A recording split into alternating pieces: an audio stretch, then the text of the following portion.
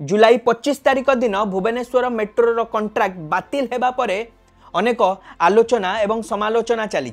अनेकंक मतरे Bhubaneswar metro dead and रे आसी पहुंची जाइछि। आ भुवनेश्वर कटक भितरे चलिबो नाही मेट्रो।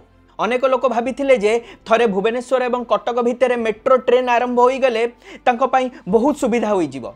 चाकरिया लोक हुंतु बा व्यवसाय करथिबा लोक हुंतु समस्त को भारी सुविधा होई थांता। हेले आज ये मेट्रो प्रोजेक्ट डेड एंड रे आसी पहुंची जाइछि। आपण मानक मनरे भी अनेक प्रश्न उठुथिबो कोन आ सत्तरे आम भुवनेश्वर रे मेट्रो गड़िबो नाही। ताले वीडियोटी को अंत जाए निहाती भाबरे देखंतु, कारण ए वीडियो रे मु टाइमलाइन सह मेट्रो प्रोजेक्ट विषय रे आपण मानक बुझिया को चेष्टा करिछि।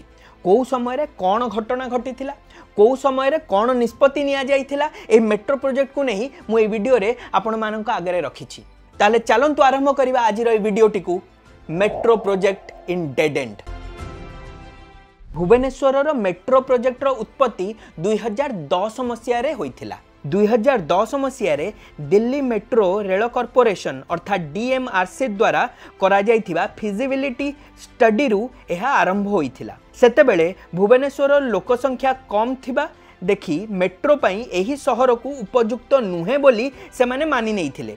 परे जनवरी 2018 रे राज्य सरकार एही प्रकल्प पई एक नूतन डीपीआर प्रस्तुत करिबा निर्देश देइथिले।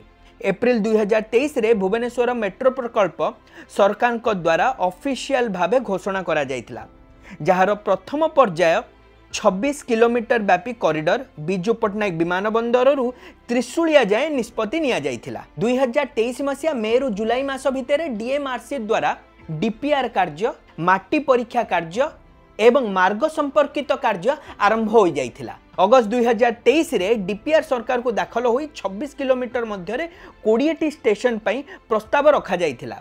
एही प्रकल्प को अक्टोबर 2023 रे अनुमोदन मिली प्राय 5000 रु 6000 कोटी टंका राज्य सरकार को द्वारा अनुदान होइथिला। 1 जनवरी 2024 रे से समय रे थिबा आम पूर्वतन मुख्यमंत्री श्रीयुक्त नवीन पट्टनायक फाउंडेशन स्टोन रखिथिले। मार्च 2024 रे डीएमआरसी द्वारा 19 एलिवेटेड स्टेशन पई टेंडर और अगस्त 2024 रे सीगल इंडिया और रंजित बिल्डकन कंपनी को मुख्य कॉन्ट्रैक्ट दिया जाइथिला। एते सबु कार्य हेबा परे मध्य 2024 रो शेष भागरु 2025 मसीहार जुलाई जाए कौनसी भी महत्वपूर्ण प्रगति एही दिगरे देखा जाई नथिला।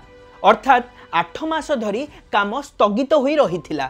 25 जुलाई 2025 रे डीएमआरसी द्वारा सीगल इंडिया और रंजित बिल्डकन कर सहित दिया जाइथिबा कॉन्ट्रैक्ट को मध्यम बातिल करा गला। वर्तमान स्थिति रे कोनोसी फॉर्मल बा आधिकारिक प्रस्ताव केंद्र सरकार को पाखरे न थिबारु एही प्रकल्पर भविष्यत नै अनिश्चितता रही जाइछि, जेउथि पई सबुआडे मेट्रो प्रोजेक्ट को नै समालोचना आरंभ होई जाइछि।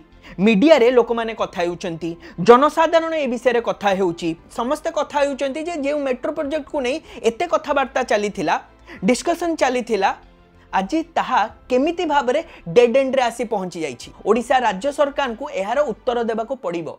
आपण माने कोन चिंता करचंती, एहा कोन भुवनेश्वर मेट्रो प्रोजेक्ट रो डेड एंड? आपरे कोन मेट्रो प्रोजेक्ट आरंभ हेबो नाही ना आम सरकार पुनश्च ए मेट्रो प्रोजेक्ट को आरंभ करिवे? मते कमेंट रे निहाती भाबरे जणांतु। जय जगन्नाथ, वंदे उत्कल जननी।